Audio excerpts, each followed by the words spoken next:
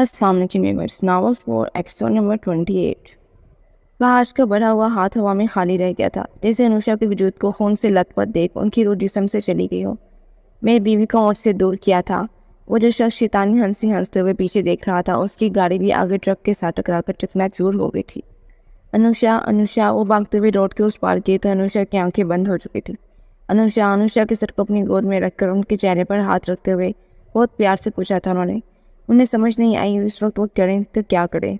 भी की आंखों को बंद किया उन्होंने, जैसे अनुषा की बंद पलकों को चूमा था। कितने लम्हे वो ऐसे ही झुके रहे थे।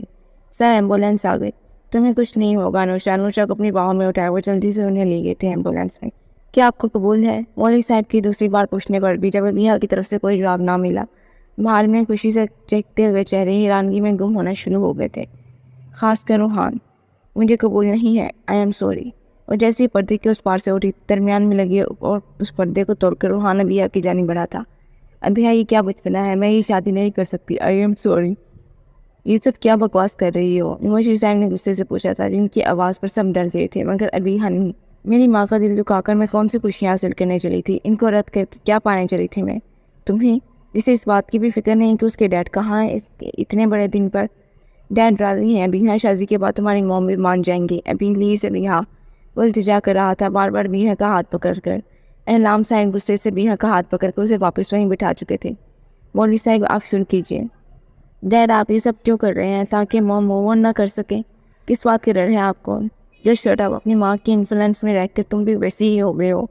अच्छी बात है, मैं आपकी तरह हार्टलेस नहीं हुई, इसलिए मेरी आंखें खुल गई हैं। सच बात तो यह है कि मैंने आज अपनी माँ की कदर अपनी ज़िंदगी में जानी है। देखिए, मैं अपनी मोहब्बत वार चुकी हूँ अपनी माँ पर। और डैड, वो बहुत पहले ही मूव ऑन कर चुकी थी, वो भी एक मैरिड वूमेन है। अभी यह लहंगा उठाए ऊपर जाने के बजाय दरवाजे तक चली गई थी। अंबर से लेकर अमीन, नानी से लेकर बीजान, सब ने उसे रोकने की बहुत कोशिश की थी। एक और बात सर मुबश्शिर, मेरी mom proud doctor, mother and wife होने के साथ साथ प्राउड डॉक्टर भी हैं। आपने हस्पताल की ऑनरशिप छीन ली तो क्या हुआ? उन्होंने अपनी सीट को ही दे दिया। इस बार उन्होंने अपनी खुशियाँ आगे रखी, वरना आपको तो अपनी इज्जत की वजह से अपनी बेटी की जिंदगी को पहले ही बर्बाद कर चुके थे। मगर मुझे खुशी है मेरी माँ ने अपने जीवन साथी को चुना है। अम्बिया दिल्ली से बाहर कदम रख चुकी थी, वहाँ खड़े इन सब मर्दों को खामोश करके वो खुद भी बहुत खामोशी के साथ अपने दोस्त की गाड़ी में बैठी वहाँ से चली गई थी।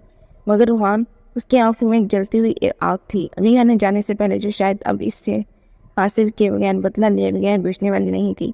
वो इस शेरवानी में शेरवानी को उतार कर वहाँ फेंक कर, सर से सहरा उतार कर एक दूर फेंक चुका था और चला गया था वहाँ से। मैं उसे जान से मार दूंगा बास्टर्ड, बाश को मैं छोड़ूंगा नहीं। अपनी गन निकाले एलाम सबके सामने कहते हुए चले गए थे। या अल्लाह, बेटा सुहेब, नदीम, मैं कुछ नहीं होने दूंगा। मैं देखता हूँ। नाज़रीन बेगम को अपनी वालदा के पास छोड़े हुए लोग दूसरे घर में अपनी फैमिली और रिश्तेदारों को ले गए थे। वहाँ से मुबशिर साहब और उनकी फैमिली थी। आज उसने फिर से रुस्वा करवा दिया। आप लोगों ने देखा क्या कहा उसकी बेटी ने? उसने शादी कर ली हुई है। मुबशिर साहब कुर्सी पर बैठ गए थे। मुबशिर, आप परेशान ना हो, मैं खुद बात करूँगी। बस अब कोई बात नहीं करेगा। वो मेरे खिलाफ गई है, अब मैं उसके खिलाफ जाऊँगा। देख लेना, मैं पहले इस अस्पताल को बंद करवाऊँगा, फिर आगे देखना। मेरी अनुषा से शादी करने की तेरी हिम्मत कैसे हुई? मैं तुझे जान से मार दूँगा। पाँच डॉक्टर से बात कर रहे थे जब इन्हें आते हुए एलाम की आवाज़ सुनाई दी थी। जो जन तन उन्हीं के पास आ रहे थे। व्हाट द हेल, उन्हें अंदर किसने आने दिया? सिक्योरिटी। डॉक्टर साहब ने जैसे ही कहा था उसे भी धक्का देकर फहाद के गिरेबान पकड़ चुके थे। तेरी हिम्मत कैसे हुई इससे शादी करने की? खुदा की कसम, अगर ये सच है तो मैं आज तेरे साथ उसे भी मार दूंगा। तू मारेगा उसे? मार कर दिखाओ, वो उस कमरे में है। तन पकड़े हाथ को मोड़ कर उन्होंने एलाम को एक ही मुक्का मार कर दीवार के साथ लगा दिया था। उस दिन इसलिए तेरा उठा हुआ हाथ बर्दाश्त किया क्योंकि वो चुप थी, मगर अब नहीं, अब नहीं। एक और मुक्का मारा, फिर एक और। नौशाद की हालत का सारा गुजर वो एलाम पर निकाल कर जख्मी कर चुके थे उन्हें, और फिर सिक्योरिटी उन दोनों को अलग कर चुकी थी। दफा हो जाए इससे पहले कि मैं तुम्हें मार दूँ। मैं देख लूँगा तुम दोनों को, याद रखना। पहले अपनी हालत देख जाकर ले जाएं इसे। वो इनाम के जाने के बाद अनुषा के रूम में चले गए थे, जिनके माथे पर बैंडेज देखकर उनकी आंखें नम हो गई थी। डॉक्टर, मैं अपनी वाइफ को यहाँ से शिफ्ट करना चाहता हूँ, बट सर प्लीज़, मैं यहाँ और नहीं रख सकता अपनी बीवी को। मेरा जेट 1 घंटे में यहाँ आ जाएगा, आपकी मदद चाहिए। वहाँ जाकर आप और आपकी टीम वापस इसी में वापस आ जाएंगे। मैं डबल चार्जेस पे करूँगा। अगर मज़ीद इलाज यहाँ नहीं होगा मेरी वाइफ का, प्लीज़। Okay sir. कुछ घंटे में उनकी फ़्लाइट वहाँ से चली गई थी और अनुषा की आंख उस वक्त खुली जब उन्होंने खुद को फहाज के अपार्टमेंट और फिर उनके बेडरूम में पाया था। آپ کا کام ہو جائے گا سر، کچھ فوٹوز کے ساتھ آپ کو ایڈریس بھیج دوں گی۔ انوشا کے بستر کے پاس کھڑی اس نرس کو فون پر بات کرتے دیکھ فہاش نے غصے سے اسے دیکھا تھا۔ کون سا کام ہو جائے گا؟ اس کی فون بند کرتی فہاش نے پیچھے سے پوچھا تھا تو وہ ڈر کے اپنا فون گرا چکی تھی۔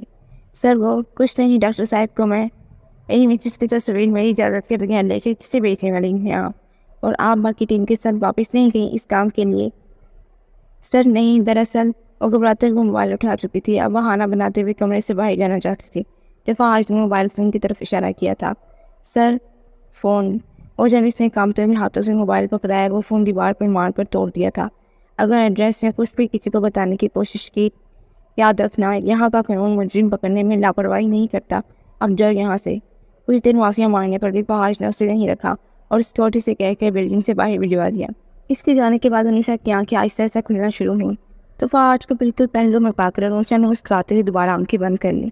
اگر تم سوچ رہی ہو کہ کوئی خواب دیکھ رہی ہو تو سوچ لو، اتنا خوبصورت نوجوان خواب میں بھی نہیں ملتا محترمہ۔ فہاش نے جھٹک کر لبوں پر جیسے ہی بوسہ لیا تھا انوشا ایک جھٹکے سے اٹھ گئی تھی۔ ہاں وہ ہنستے ہوئے روم سے گئے اور کچھ دیر کھانے کی ٹرے لے کر آ گئے تھے۔ فہاش اچانک اٹھنے پر انوشا کے سر میں جو درد شروع ہوا تھا وہ واپس لیٹنا چاہتی تھی، پھر فہاش ساتھ بیٹھ گئے۔ تھوڑا سا کھا لو، کب تک بھی ہوش رہ کر مجھے سزا دو گی؟ اداس لہجے میں پوچھا تو انوشا بھی حیران ہوئی تھی۔ اور انہیں وہ ایکسیڈنٹ یاد آیا۔ میرا ایکسیڈنٹ ہوا تھا، ہم کہاں ہیں؟ یہ میرا فلیٹ نہیں، ہم پاکستان سے آ گئے ہیں، یہ ہمارا گھر ہے، میری چھوٹی سی جنت تمہارے ساتھ۔ کہتے کہتے دوسرا کلاس انوشا کے ہون تک لے گئی تھی جب انہوں نے گون گون پینا شروع کر دیا تھا۔ آپ یہ سب جلدی سے ختم کر لیں ڈاکٹر صاحبہ، ایسے مت دیکھیں، یہ بھی کھلائیں گے تو کھاؤں گی۔ پروفیسر صاحب دیکھ نہیں رہے میرے ہاتھ درد ہو رہے ہیں۔ فہاش کے گندے پر سر رکھے انوشا آنکھیں بند کر لی تھی انہوں نے۔ ابھی بھی جسم میں طاقت نہیں تھی، وہی حال فہاش کا بھی تھا، مگر وہ دونوں ایک دوسرے کی ہمت بن رہے تھے پھر سے، کیونکہ ابھی تو ان کی جنگ شروع ہوئی تھی، معاشرے سے، خاندان سے، اپنوں سے۔ انوشا جواب دیتے ہوئے انوشا کے ہون فہاش کی گردن پر جیسے وہی چھوڑ رہے تھے، ان کی گرفت انوشا کی ویسٹ پر اور مضبوط ہو رہی تھی۔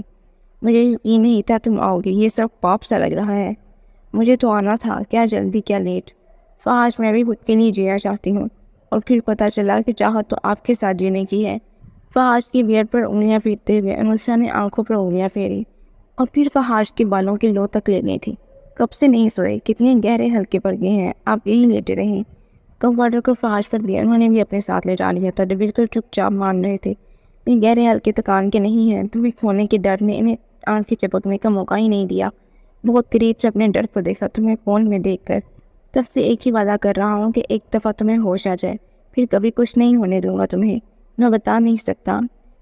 اب آرام کرے۔ فہاش کے سینے پر سر رکھے انہوں نے بھی آنکھیں بند کر لی تھیں۔ I love you doctor Anusha, Anusha کے ماتھے پر بوسہ دیتے ہوئے سرگوشی کی تھی۔ جانتی ہوں پروفیسر صاحب کچھ نئی بات بتائیں۔